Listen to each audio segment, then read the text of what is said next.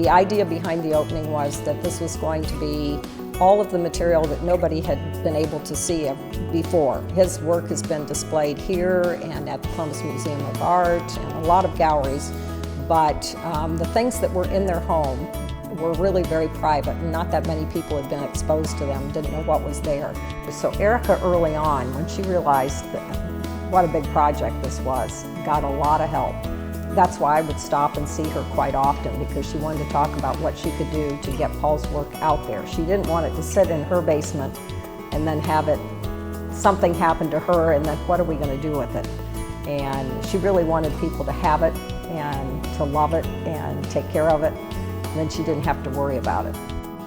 So the idea here was, now we can bring all of that work out and say, okay, here's everything that was in the Bourguignon home, and give everybody a chance to not only see it, but buy it. If I were to talk about Paul's artwork, the thing that impresses me the most, it starts out, the very earliest pieces are very Matisse-like, very European feel, and a lot of people, when they look at them, say, oh, that makes me feel like Matisse.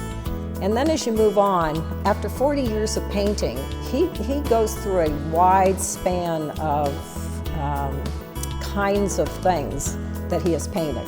He started out painting in oils, then he went to gouache, then he painted acrylics. He did a lot of figurative things, and they're all nice. He did a lot of landscapes, and they're well done. He has a broad variety of work, but you can always tell who did it. They have the same feel about them that makes them very consistent. You can see his own distinct style that's very different than anything else that you see from that time period. Video images of the inside of the house, so you could see where the piece was in their home. If it said it was in Paul's studio, you could look at Paul's studio and see where the piece was hanging.